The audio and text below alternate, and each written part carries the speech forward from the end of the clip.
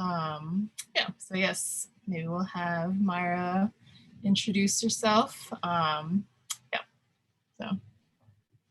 Thank you, Emily. And yeah, I'm really excited to be here and to see you all. And my background is that I grew up in upstate New York on a little farm, or I guess you could call it a farm. We had a lot of animals and we had a big vegetable garden and things like that. And then I studied agriculture and worked at a couple of seed companies. I worked at Johnny's. More recently, I worked at Row 7 and did a lot of different things across a bunch of different crops and learned a lot of things and started doing a little bit on my own with eggplant a few years ago, just as something that I got interested in. And I do not claim to be an expert on eggplant. I'm sure you all can teach me a lot of things about eggplant. So please feel free to add anything to this discussion. But yeah, I'm excited to share and show you a little bit about, how to maybe start doing some kind of breeding work on something. And I'll talk a little bit about pollination and maybe some other things to consider when starting to do do some breeding. So I'm gonna try to share my screen, and I don't know how well this is gonna. Let's see.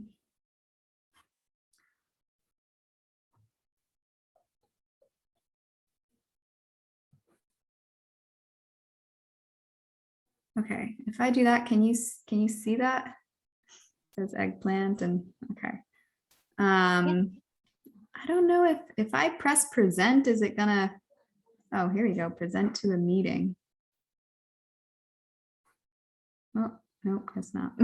All right, well, I'll start with this anyway. And what I wanted to show you is this is kind of where it started. I was looking at a variety that I had heard of when I was traveling in Japan. It's called Mizunasu. It's actually popular in the Osaka area. And there are folks who just specifically specialize in growing this particular eggplant. And it is sold in boxes like this, and people, they ship them all over the place.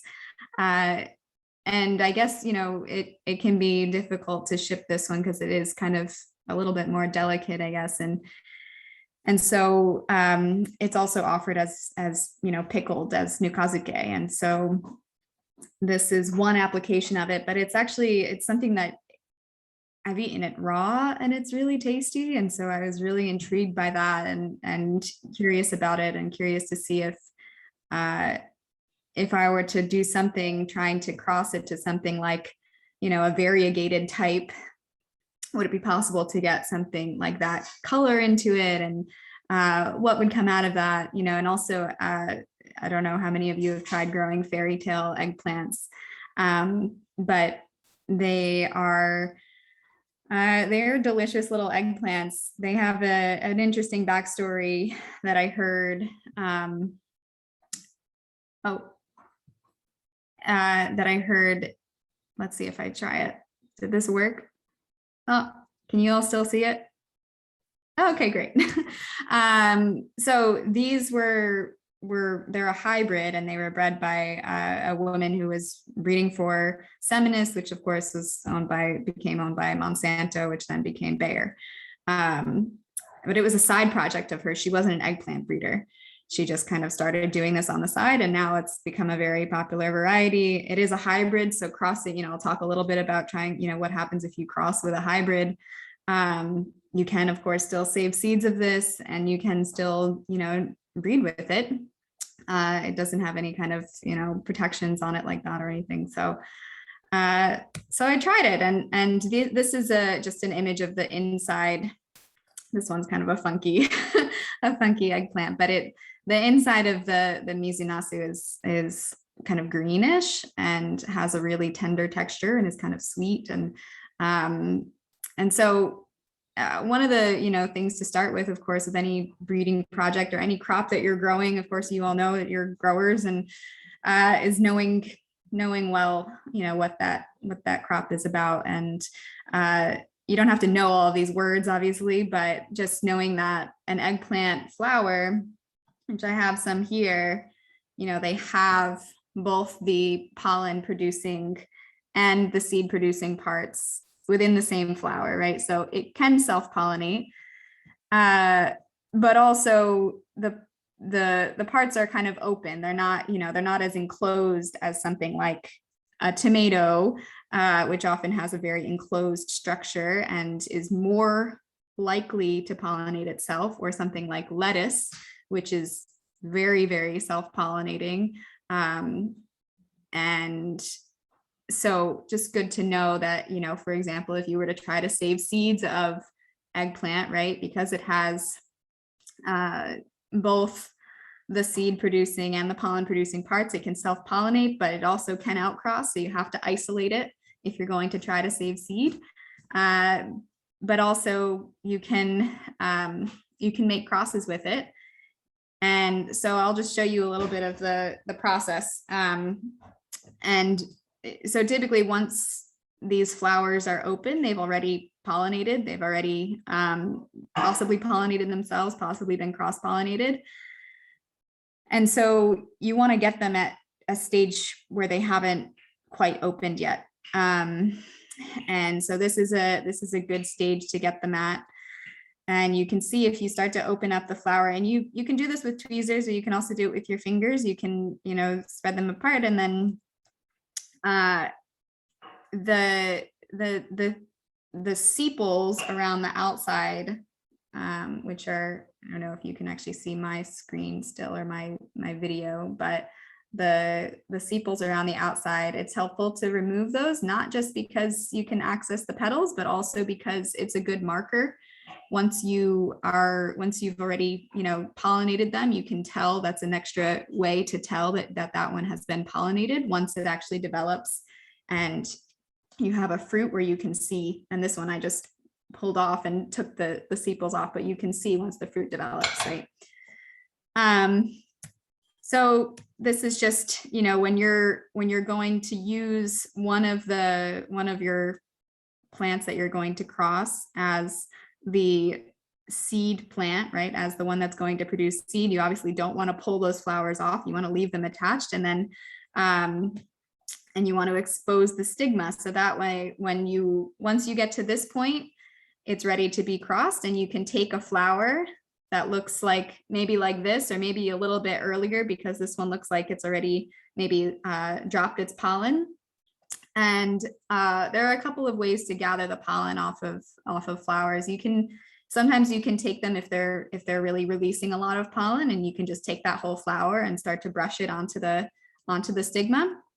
Otherwise, you can use like an electric toothbrush or something like that. And it's helpful to have like a black piece of paper or something dark that you can just kind of brush them and scrape them onto there.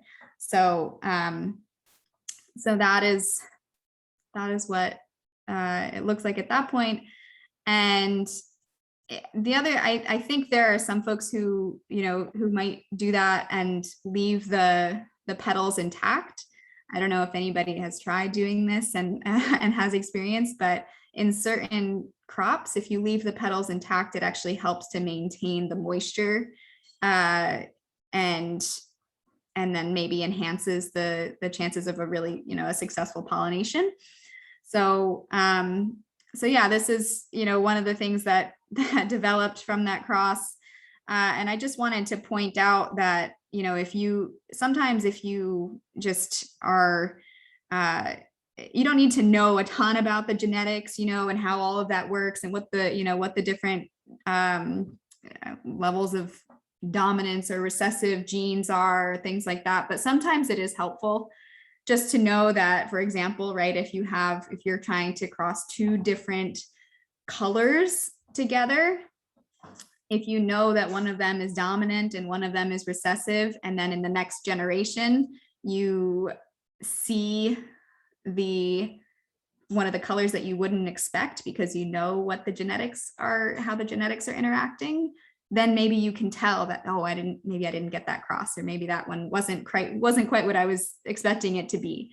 So there are, you can dive really deep into the genetics, into the research of what everybody has found over time, looking at, eggplant genetics or any other crop that you're working with. And this was a really interesting one that I saw, where they found a spontaneous eggplant that was a different color within, actually this was the variety was Black Beauty, and they saw a green one, and then they, looked at that and tried to find out what the underlying genetics were there.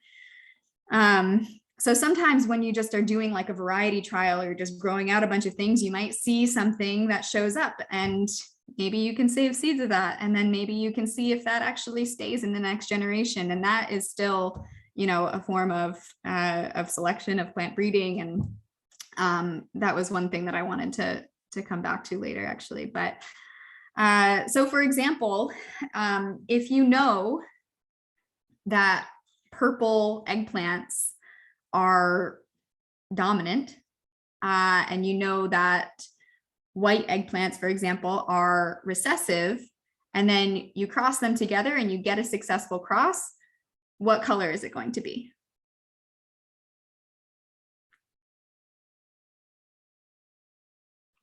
Oh, purple. This should be purple, yeah. And then if you accidentally get a self though, and you're using the purple variety, the purple line as the seed variety, and it's a self, what color is it going to be? Still purple. Yeah, still purple. On the other hand, if you use the white eggplant as the seed parent, and then you get the cross, what color is it going to be? Same as the first one.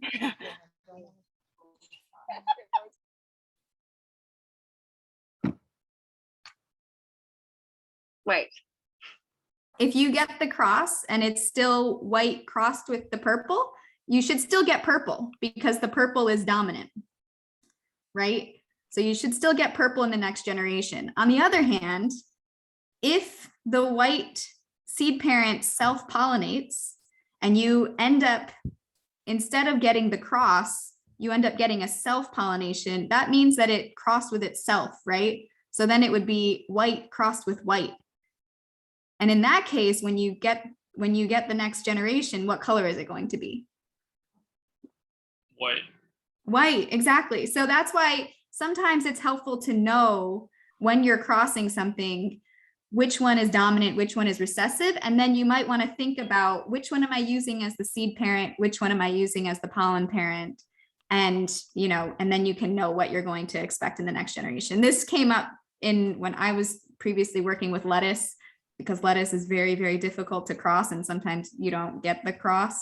So then it was, helpful to know which direction you're doing the cross in. I'm just going to pause there just to do a time check and also see if anybody has any questions. And I'm going to actually stop sharing my screen just quickly, and make sure that everybody can see each other and see if there's any other questions, anything. I did pull a couple of flowers just because it's dark here, and so I knew it was going to be hard to see outside. But I was showing a little bit earlier. So this is, one of the buds that would be a good stage. I think you probably could do it with one that's a little bit earlier. This one it's still white. And what I would typically do actually is, if you're going to use one of these and try to do bud pollinations on any crop, I would typically pollinate multiple times. So if you're going to try to do a cross, I'd pollinate the first day and then pollinate again the next day on the same one, just because you don't necessarily know when that pollination is going to actually take. So it's helpful to kind of get, across the time span there. Yes. Is that a question? Is that a hand raised? Yeah, I have a question, which is if you're selecting for multiple traits, like some things in terms of growth habit and some things in terms of fruit, do you just try to make a lot of reciprocal crosses, or is there ways to find what traits are maternal tissue versus not? Yeah, that's a great question.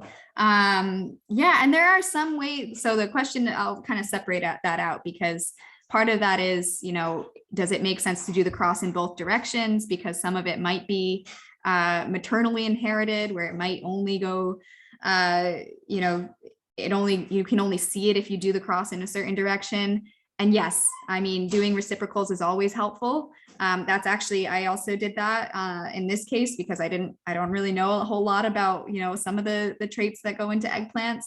And then also, if you're looking at multiple traits, so I kind of stopped at the cross point, right? And then once you go beyond the cross, right, which is actually the point that I'm at this point, I made the cross. And then the next generation, right, that you get from that cross is the F1, and that's what you plant the next year. And then you save seeds from that one, because all of those should be somewhat uniform. In the case that I'm doing, which I'll come back to, because I crossed to a hybrid, it's going to be variable in that first generation, which is kind of interesting, because then you can still start to select. Typically, you have to save the seeds from that first cross, save the F1, and then go to the F2. And that's when you get all the variability. And that's when you really have the opportunity to select for quantitative traits, for traits that are not just dominant and recessive, but actually are just across a whole spectrum. And so, I mean, even in the case of color in eggplants, because you saw that table where it's like, there's so many different combinations that you can have of, you can have 2 different colors of the sepals, right, and the stems. So, you can also have different color. I guess there's different colors kind of underlying, and Emily was showing earlier that she has one that's a green and purple all in one, which is cool. And so that, there are a lot of different color genetics that go into that as well, but you could see a lot of that variability in the F2 generation, and then start to just kind of select out from there. Yeah.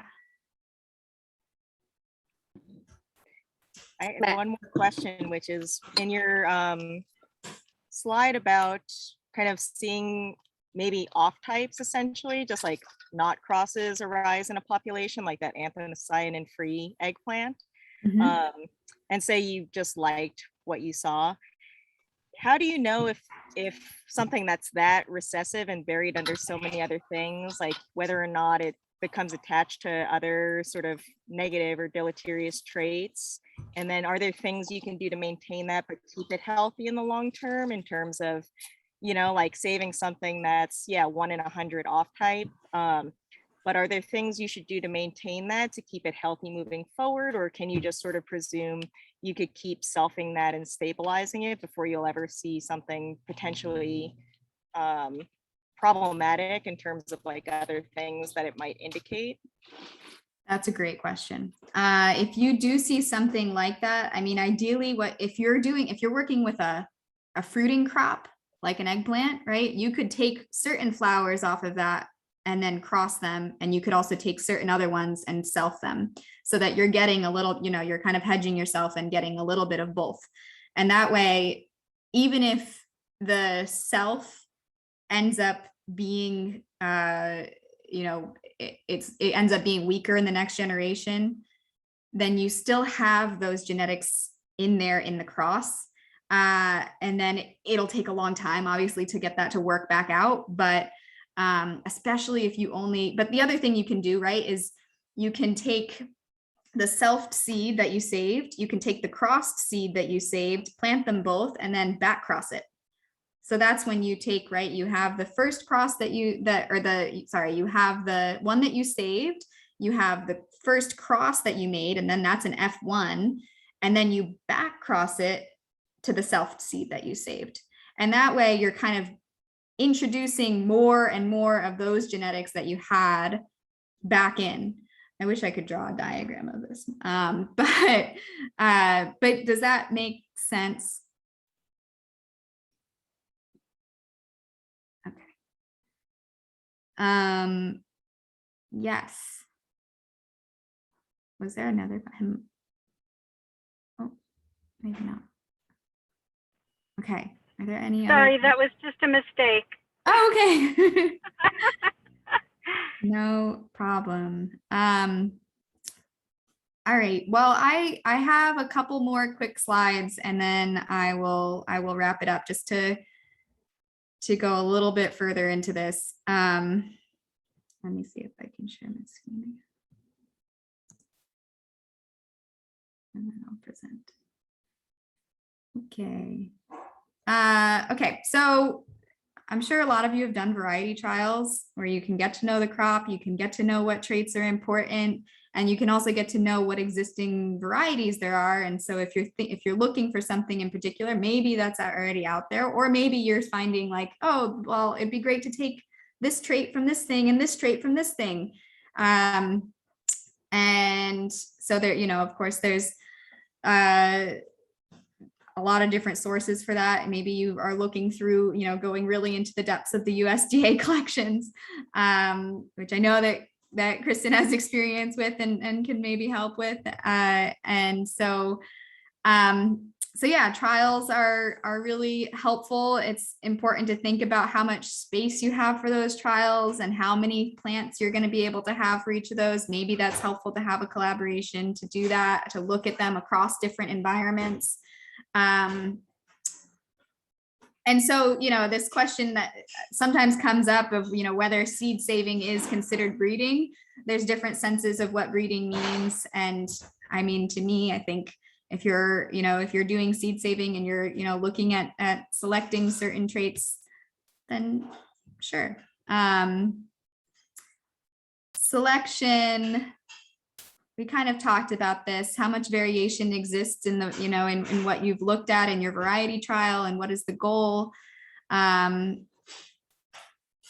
you can make a lot of different decisions. So, that question that Kristen brought up of, if you have something that just shows up in the field and you want to try to maintain that trait, you could do a lot of different things, right? You could save seed of just that one thing. You could make a cross with it. You could let it, you could let any kind of population that you have that's very variable. Let's say that you do save something to an F2 generation and you have a lot of variability. You could let all of those things just randomly cross and then save the seed from that and continue to select after that. You might want to cross it to something really specific. So there's a lot of decisions that you can do from there. Some of these, depending on the crop that you're working with, if it's more self-pollinating or if it's more cross-pollinating, you're going to have to take different approaches. And then when you're thinking about how many generations until you get to some level of uniformity, typically it takes around 7, but it also depends on what you're going for. Maybe you're looking for a very, a really diverse population that you want to kind of maintain with all of that diversity. And so, that's also a decision that you can make. When are you finished? You can decide that. So for record keeping, one last thing I wanted to mention is that when we do the crosses, you can get these little kind of tags, they're jewelry tags. You can order them online, or you can just, you can mark things with twist ties. You can mark them with yarn or with ribbon. And then, again, with things like eggplants or tomatoes, if you just can mark them by tearing the sepals, that is also helpful. And, in the case of some breeding programs, right, you're going to want to record what are you crossing together. Maybe you're looking at multiple different types of things that you're trying to cross together, and you want to maintain those records of what that was. So when you're saving the seeds from those things too, make sure that those tags kind of stay with it, and you're labeling each of the bags and each of those things, right?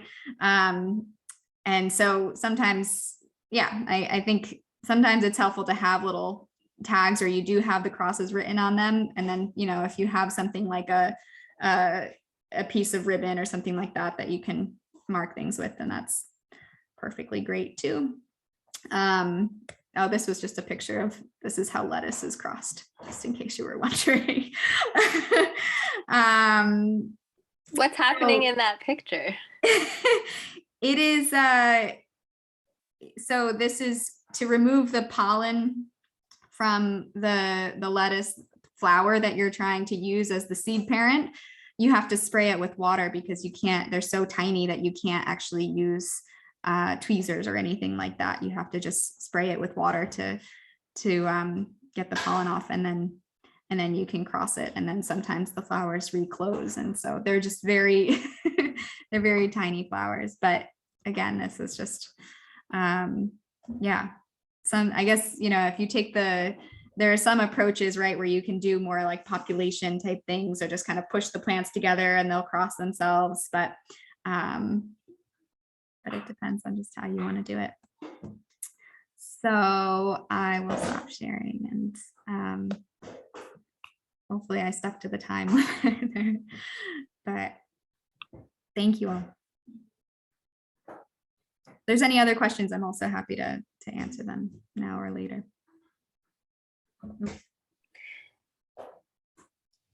Yeah, so Myra, what are your goals, I guess, for your current breeding project? I mean, I really entered into it just to kind of see what would happen if those, you know, if it was possible to find a raw edible eggplant that had the variegated color. And so I think, you know, if it goes in that direction, then great. And using it for like pickling applications and stuff like that, if it held its color, or for cooking applications, even, you know, if it was a cooking one and held its color, that would be really cool. But also just, yeah, I think kind of exploring what that trait is all about. And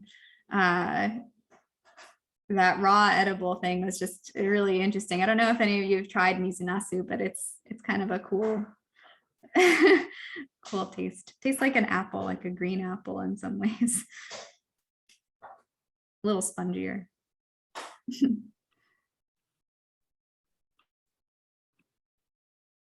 Myra, how do you know for eggplants which traits are, you know, dominant or recessive traits versus quantitative, you mentioned? I mean, it seems like color is pretty clearly like a dominant recessive thing. And then it seems like maybe plant vigor or like right. structure is probably quantitative. But what about things like, I don't know, like size or like disease resistance? How do you know in a eggplant which ones are which? That's a great question. Yeah, I think across crops, some certain traits like yield and you know, a lot of times plant height and architecture, right, like how open and things like that tend to be more quantitative. And then, you know, things like maybe having thorns or not having thorns, I would imagine that's maybe more of a dominant recessive, although maybe there's a little bit of variability within there because you can have some soft thorns and things like that. But really the way that I would look into that with any crop is actually looking up online and saying, you know, what are the genetics, and seeing if there's like a table or something that just kind of makes it really clear. Or you can make a cross between two that are very different and then see what comes out of the cross. That's the other way to do it. Yeah. Cool, thank you. I feel like there's a lot of debate where some people really think it's good if you just cross two hybrids or you cross hybrids into other things. And then some people feel like it's better to sort of disentangle a hybrid into a couple like relatively stable populations, like see kind of the background genetics that kind of results in that hybrid. Do you feel like you prefer one way or another? Or I feel like people debate it very strongly both directions. I don't know if you have a strong feeling one way or another, or if both are kind of equally good strategies depending on the crop. That's a great question. I think it really depends on a few things. It depends on the traits that you're looking at and how, you know, if you're working with, because there are some hybrids, right, where you have a trait that you can really, or a couple of traits that you can only combine by combining them in a hybrid. And that's, you know, some of the reason that some people argue that hybrids are good, because you can combine certain traits that you might otherwise have a lot of difficulty combining. And so in that case, maybe you want to keep that within the hybrid rather than trying to separate it out. And then see if you can just cross it together with something else that also maybe has, you know, other traits that you want to combine. And then I guess in the case of something where maybe it has traits that you want to separate out, that maybe you don't want certain traits that are stacked in there, and you want to see if you can separate them out just by saving seed from the hybrid, then maybe you would want to just save the seed and try and get, you know, and select out of the whatever you get from that. But I guess it kind of depends. I don't know. I don't know if I stand firmly on either side of that debate. But it's an interesting question. I don't know.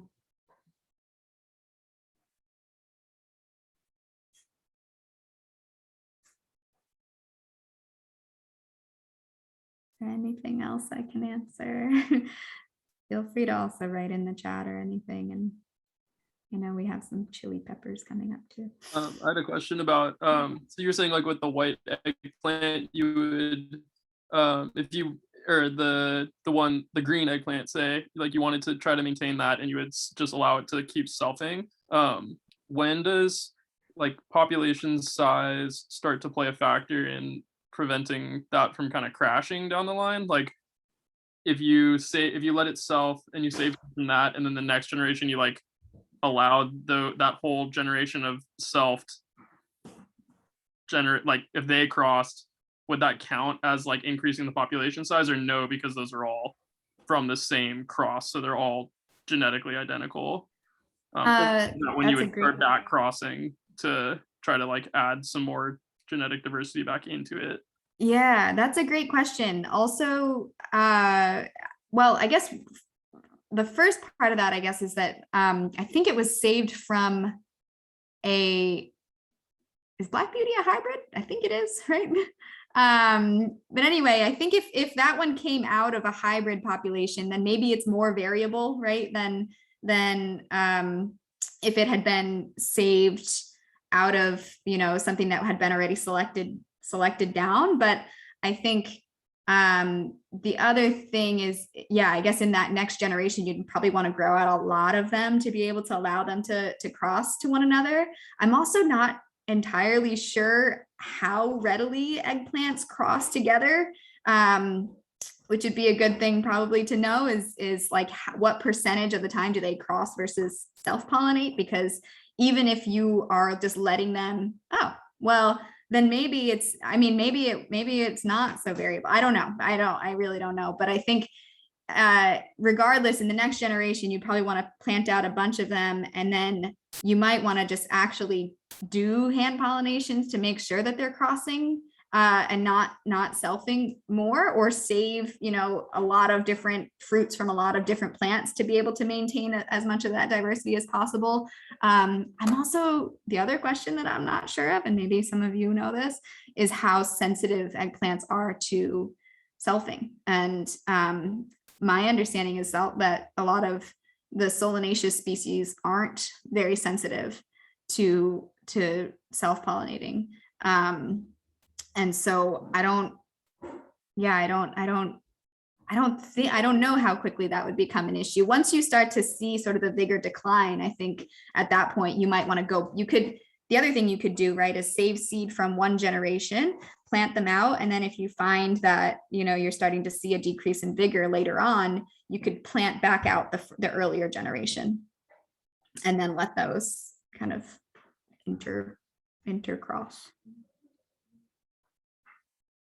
There's a lot of unknowns there. I feel like I didn't answer that question totally, but those are some of the, like, it's a really good question because it brings up a lot more of those questions that I would probably look up and say, you know, how much is this going to affect it? And, if you have like a very few, very few seeds of it, what's the best strategy to kind of hedge and make sure that you are able to keep that going?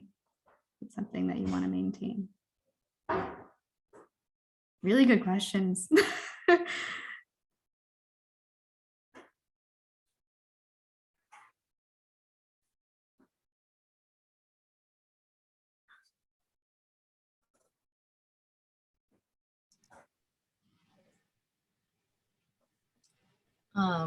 Yeah, I guess thanks, Myra, for that. Very educational. I guess, yeah, I am a very casual seed saver, so it's like fun to hear like how people who are professional do things. Should probably take better notes. That's really what it comes down to. So let's see. I think maybe Kelly, if you want to pull up your pepper slides.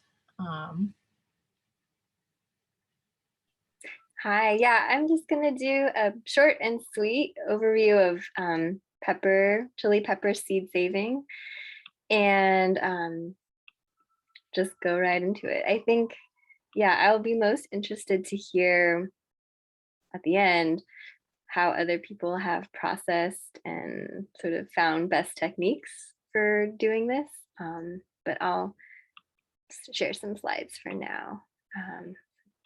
Just a moment, please.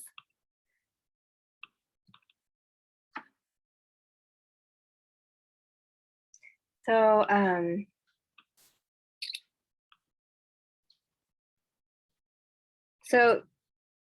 we, as a group, have been doing a lot of chili pepper seed saving, I feel, over the last 2 years with our chili pepper trials with Seed Savers Exchange. And so this is one that I've been learning to work with and learn how to isolate the seeds, isolate plants and prevent them from crossing with each other.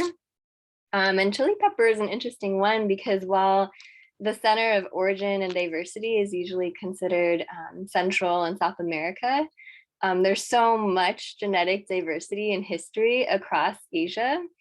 And a lot of folks, even like within Asia, are surprised to realize that, often there was like a long period of time in Asia where there were not chili peppers because they've become so integral to people's regional cuisines and identities and markers of place and region. So this is one that's been really interesting.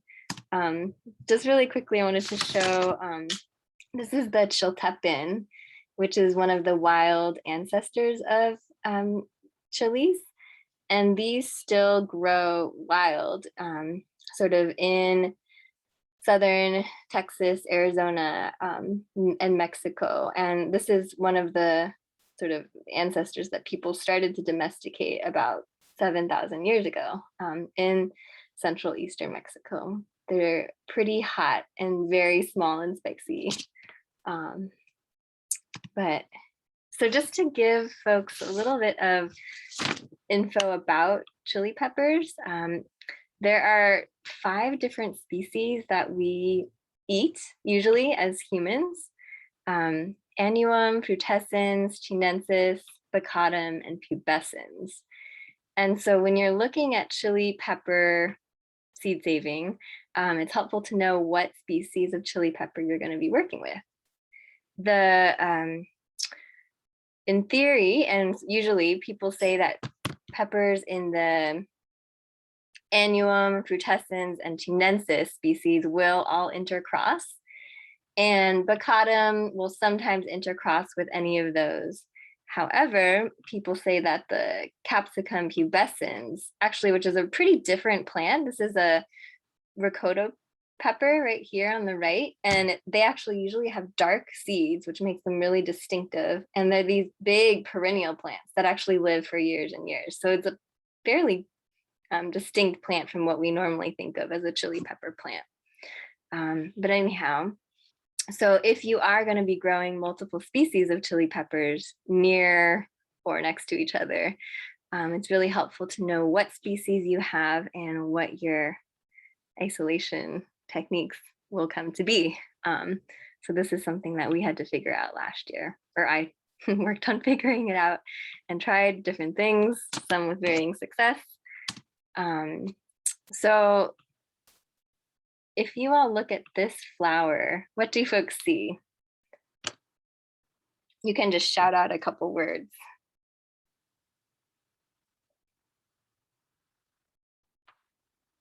I can't hear anybody. What do you see? Starfish. A starfish? Cool. What about the reproductive parts on this flower?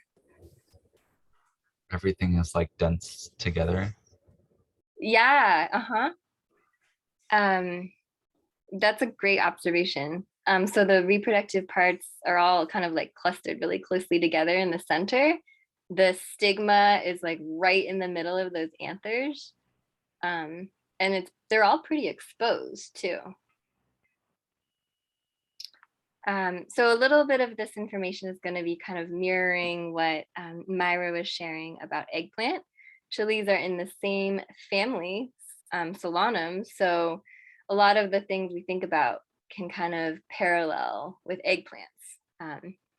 So chili pepper flowers are perfect flowers. They're bisexual, and they have pollen producing and pollen receiving parts. And usually they are self-fertile, so they can self-pollinate themselves. But they can also be pollinated by insects, and usually that's when crossing will happen. So what do folks see on the left versus the right in these images?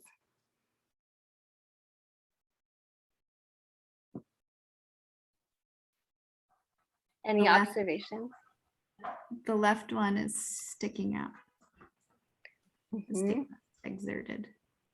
Yeah, and so similar to like tomatoes, there's actually somewhat of a spectrum of how exerted or how exposed the stigmas are in chili pepper flowers. So some, like the one on the right, can be totally closed in and covered, in which the parts actually are very, very likely to self-pollinate. Whereas, you know, if you're a bee flying around and landing on the flower on the left, you can much more readily drop pollen there and cross-pollinate. So there's a little bit of like, well, it kind of depends on the variety too, how likely it is to cross. So this is something that, you know, because we were growing so many chili pepper varieties last year and wanted to preserve all the seeds, I had to figure out how to keep them isolated, but also do it on a fairly large scale, because I had, you know, whole beds of plants. On the right, you know, this is actually an eggplant flower on the right, but you can apply the same technique for pepper flowers. People will blossom bag them to keep them isolated on a small scale. If you hand pollinate, like what Myra was showing, and then blossom bag, or this is a way to track and make sure your flowers and fruit develop in an isolated way. But that's pretty hard to do if you're trying to keep a whole bed sort of prevented from crossing. And so I tried to use row cover cloth last year and covered whole beds like this bed on the left to prevent them from crossing with the other varieties that were either a bed over or two beds over. And it seemed to work fairly well, but I think, you know, it's definitely hard because you really have to have a pretty airtight cloth, you know, just not a lot of gaps, no holes, and really not let insects in if you're going to be successful with this. So that was kind of hard. And so just a couple other things. This was one of the chilies that we grew last year, the 5-color Chinese chili. And so it had this whole spectrum of color. And so when you're saving chili seeds, you really want to make sure that you're getting them at the final color. And usually that is red. But, you know, for instance, if we had picked these at their purple stage, those seeds wouldn't necessarily be fully mature and ready to collect. So we want to wait till they're fully red. And in terms of processing seed, there's a whole range of ways you can do this. For big peppers, like the one on the left, this was a Chinese goat's head pepper. It's fairly easy to just scrape the seeds out of the flesh by hand. And you can also do this for smaller ones too, but when you have pretty small chilies, it gets kind of hard, especially when you don't really want to touch them directly with your fingers because they are so spicy. So last year when we processed many chilies, gloves, goggles, masks was all in order, and it was still really challenging. So I'd love to hear other people's chili pepper processing PPE techniques as well later on. But you can, so chili peppers are one that folks either dry process or wet process the seeds, meaning that you can either just scrape and then separate the seeds out from the flesh and dry them, or you can actually wet process them in a decanting process like you would for a tomato or a tomatillo or melons or something. And so what I have sort of realized in doing a lot of different shapes and sizes last year is that ones like the goat head pepper here are best sort of just done fresh. They don't, it's, if you let those sit around, those get really nasty. So just sort of scraping them out because they're so big and easy to handle. Ones in the middle, like the looking towards the sky peppers, those are really easy to dry and then process because they have a thin fleshed, a thin wall. So thin walled peppers are nice to dry, I found, and then process. But thicker walled ones that are skinny or that are small and spicy, I feel like the best way to process those is a wet process, which is what I should have done last year. So just getting something like a food processor or a blender and then grinding up the flesh a little bit and then putting it into water, a little bit of water like this. You don't have to ferment chili seeds like you would a tomato or some cucumbers, for instance. But I would then decant this and then just keep the seeds that are on the bottom as the best seeds. That's sort of what I figured out. Yeah, and just being really careful with that capsaicin. It gets really intense. So that is all that I have on the actual seed processing and saving. But I'd love to hear if other folks are willing to share what techniques that you have used for processing chili seed that work best depending on the size or shape or variety. And then also, yeah, how you don't burn your eyes and fingers and hands.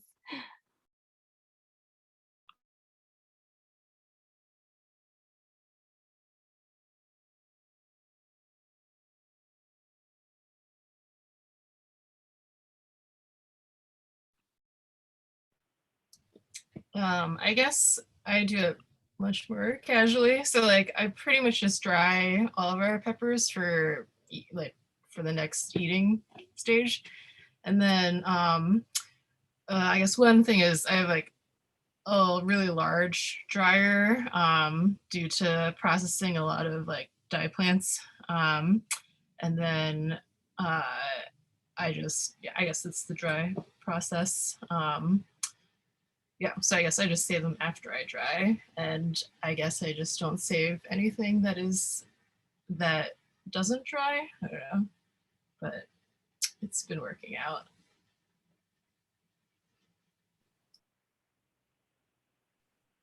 After you save them, when you dry them, do you like float them? Do you to like see which ones float at all to like separate them, or do you just save all of them? Because I feel like last year, I mean, Kelly knows this, like off the ones that I saved, I feel like I had such a low percentage of like good ones, but I didn't really. I was thinking, oh, maybe I should have put them in water and like sifted out the ones that floated, because I ended up having like a really poor germ rate the next year from the ones that I saved. I guess I do like kind of winnow them, which I guess like the lighter seed falls out. But I guess if I like am really unsure, I just seed extremely heavily. I don't know. That's unprofessional, I guess. Yeah, the more that I do it and the bigger quantity I do, I'm like, oh, okay, I think wet processing is really the way to go. I don't know, unless it just seems easier and faster, but I'm still learning. So this is Himakshi. Hi, everyone. So last year, or normally what I do, I'm kind of lazy about seed saving, and I'll just leave stuff on the counter to dry. I've done that with cucumbers, ground cherries, chili peppers, and I'll just let them sit all through winter on the counter, and I feel like it develops the seeds as the seeds dry with the flesh. And then when I go to germinate them the next year, what I'll do is just scrape out a bunch of the dry seeds and put them on a wet paper towel in a Tupperware container. And then, the ones that are the healthiest are the ones that I kind of pull and plant in whatever I'm planting. So I pre-germinate them. And so that's worked out really well. I guess it's a real lazy way to do it, but it seems to be working. Yeah, that's great. You kind of get a pre-germination screening. That's great. Yeah. And it looks really pretty on my counter. Thanks for sharing. Yeah.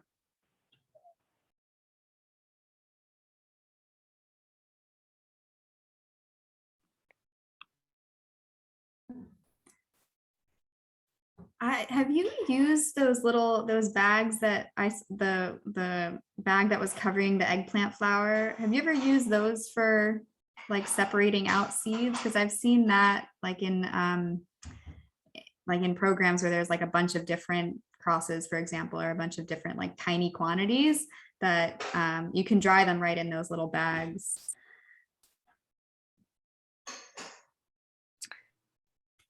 Yeah, those bags are super useful. I haven't actually dried the peppers in them, but I feel like I need to hoard a bunch of those bags for all Yeah, things well, oh, seed sorry, that was saving. like after they had extracted them, I think, and then like done the processing of them, and then they just had the seeds to dry. Oh, in them.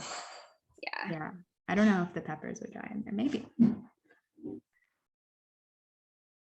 I'm also curious to hear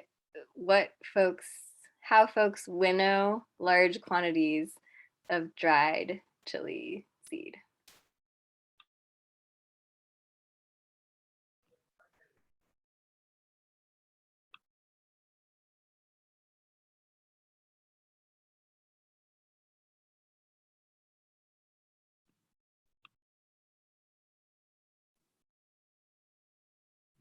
I feel like that's where wet processing would be easier again too, because all the dried chilies are always the same weight, and like screening it all like just screens through. I feel like also you end up just grinding the chilies when they're dry. Yeah. Okay. We have just like a little fan that we have for the baby, and then we just winnow like that basically. If we, like, because you can just control the airflow and then position it close or far. Like I agree with Scott. Like I think with the wet processing, you just have it so immediately. But yeah, if you're doing it dry, I think also there's those plans online, and it's like probably $100 worth of materials, and you can make your own column style aspirator with just using a shop vac. And I think that's what, from other people who process like a medium scale commercial pepper production, use that sort of column processing. So essentially the seed lot falls through a column, and then you have like the shop vac blowing air through, and your heavy seed will just fall, and the light seed falls into a separate column. Yeah, I think we need to build an aspirator. Winter dreams. Okay, I'm gonna hand it back over to you, Emily.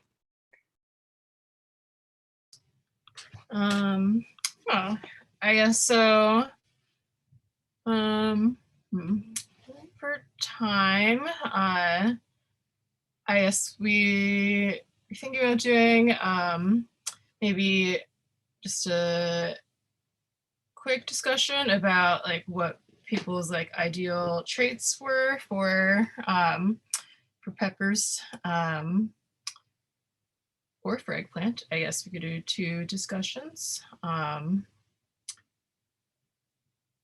really fast if that works.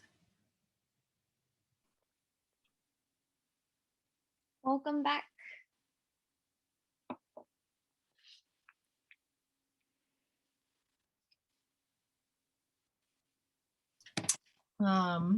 Yeah, I guess maybe if each group just wanted to share a little bit about, or I guess not everyone's back yet. I see that now, so. But.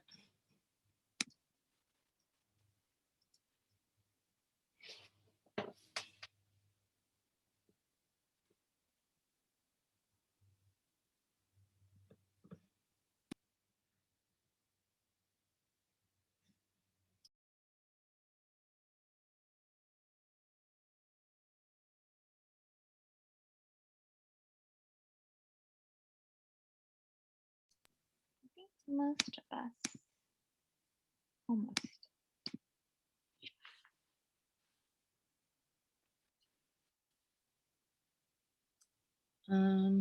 Yeah, well, maybe if like each group wanted to share a little bit about what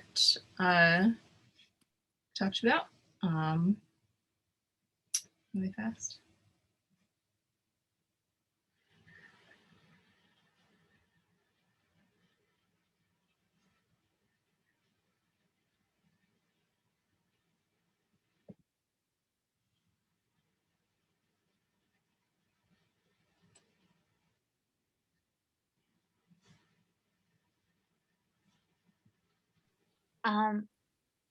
Yeah, I have some of the breakout rooms. I guess a team with Kai, Kat, the Chisuk party. Would you guys like to share first?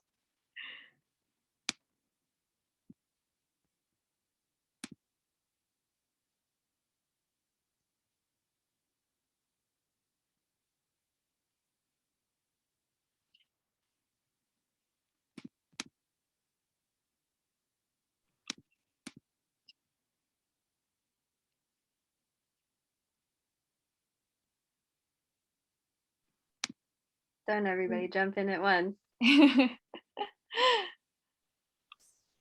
think it was Kristen, your group. We talked about pepper. I shared a little about this type of more traditional chili pepper in the Philippines compared to like a lot of the hybrids.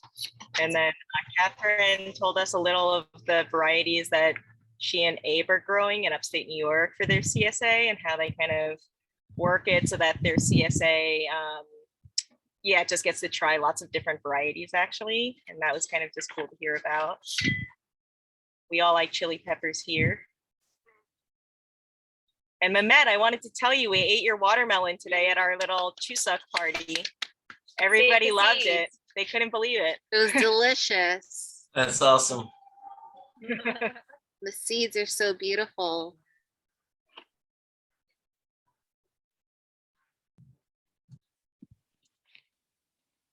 Julie Scott, what about your dream eggplant or chili pepper?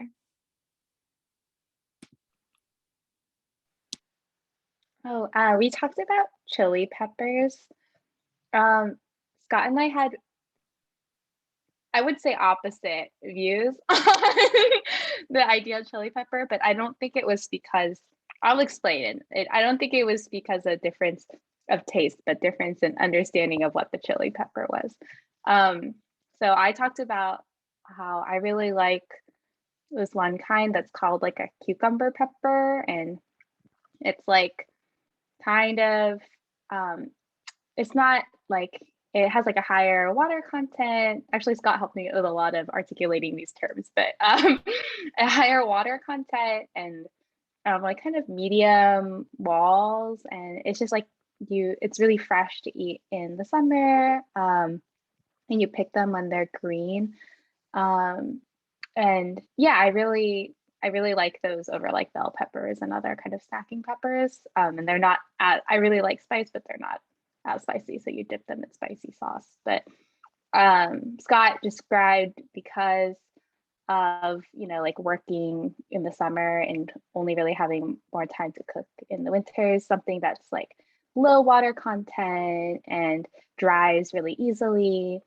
And something therefore that you could like store for a longer time and then use more like as a spice.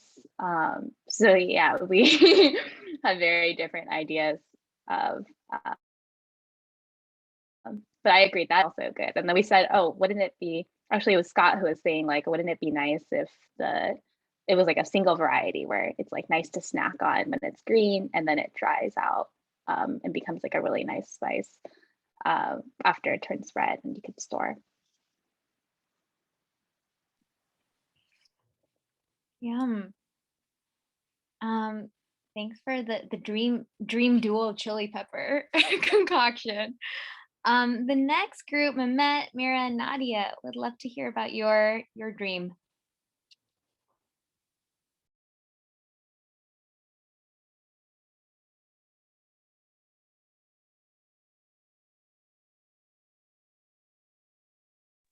Well, I'll start if y'all want to jump in, but we talked about, we did talk about eggplants and that it's just kind of depends on the recipe and what you're going for. But yeah, just we talked about some different uses of them. I shared one recipe that's actually kind of similar to the one that you shared earlier, Emily, and using ginger and soy sauce and sesame oil.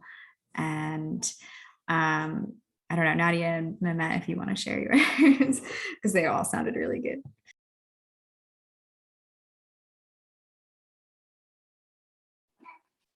I'll go. I was saying that the eggplant that we use, we have a lot of different eggplant dishes actually, but one of them is for stuffing, and the eggplant is smaller and slender, and the eggplant is like kind of a light purple, and then there was another variety of eggplant that we use for stuffing and pickling called McDouce, and the eggplants are like probably like 3 inches long and kind of bulbous and dark skinned, and we stuff them with walnuts and pepper and then pickle it in olive oil. And yeah, and frying, I was just saying that I love frying eggplant. It's one of my favorite things, and like putting like a Tana pomegranate molasses sauce on it. I was just saying also that pomegranate molasses and eggplant are like a match made in heaven. And my dad used to make the stuffed eggplant pickle, but he used to stuff it with cabbage, and it's out of this world. It's really, really delicious. And then he would tie it so that the stuffing wouldn't fall out, and then pickle it like that. And I agree, for every different purpose, there's a different eggplant in Turkey too. Charring, stuffing, stir frying, stews. And actually, Nadia, you mentioned small eggplants. There's one eggplant that I have been working on selecting seeds for. Exactly, I know exactly what you're talking about. So hopefully in a few years I can share the seeds for it with people. But is the eggplant? What's that? This is the McDouce pickle. Oh. You can't really see it, but I guess on the bottom is the best you can see the size of them. Yeah. So where does that eggplant come from then? Is it store-bought? No, a family friend made it for us. I don't know Ah. where we got the eggplants from. I didn't ask her. I just ate them. Oh, and also there's those small ones. Traditionally, in Turkey, people dry them, carve them, and dry it to use in winter. Oh wow. Because when you put it in stew, it gets wet again, and then it's not dry anymore, of course, and then it cooks really well. I've heard For of that pickling. too, with the eggplant and the zucchini. Yeah. Yeah. Yeah.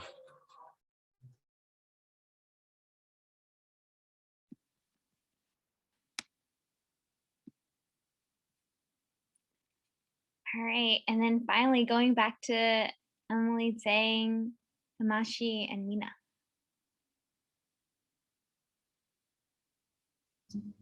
Yeah, Mashi, maybe you want to share?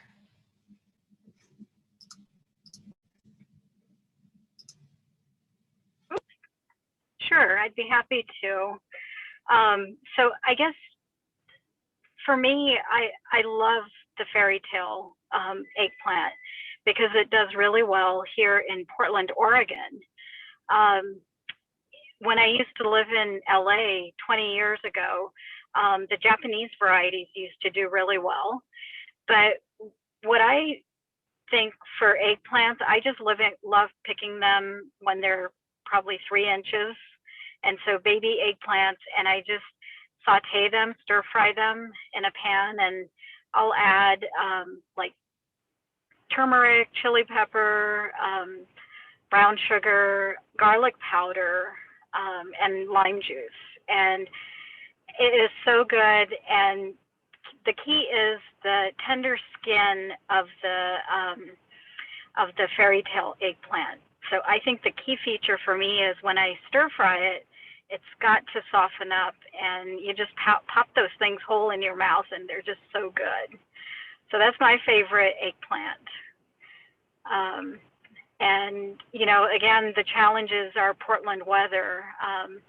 They tend to take a long time to get going, and I start my seeds really early.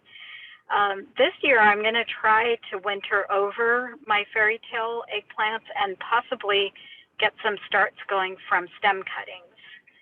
So I think next year, I'm just going to have a very short list. It's going to be fairy tale and patio. Those are the 2 varieties that I seem to do well here. And I'll let Emily and the others talk also. Yeah, well, I guess I was kind of curious to ask Myra questions about overwintering. I've never done it just because our climate is not conducive to that, but I know just is that common?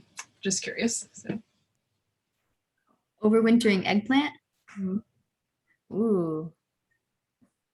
I don't know. I have never tried to do that. I've never tried to do it here.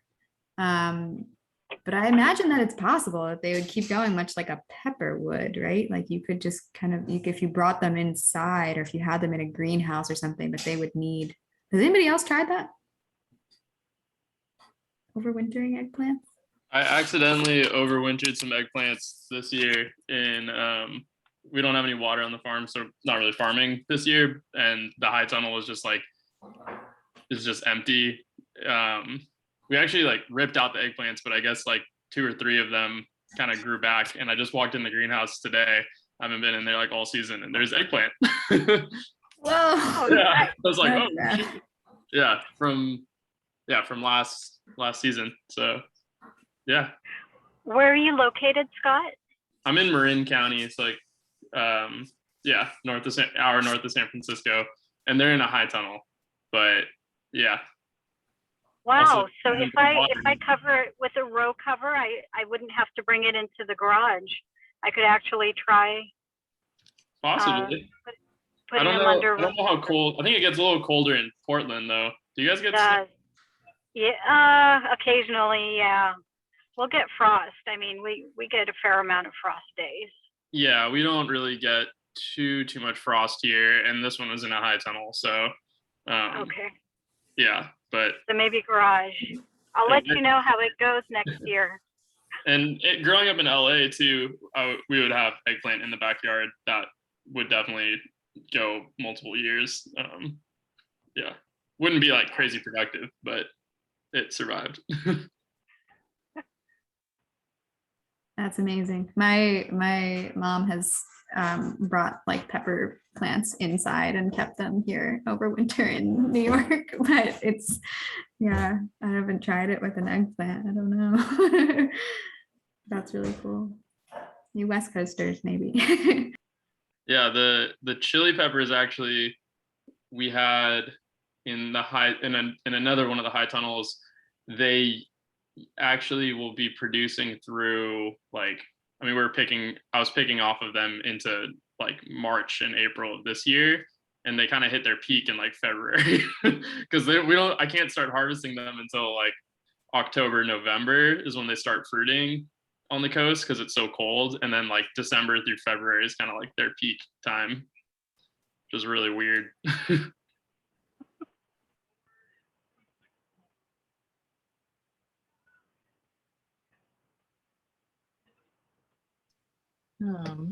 Yeah, I think that was all the groups, right? Yeah.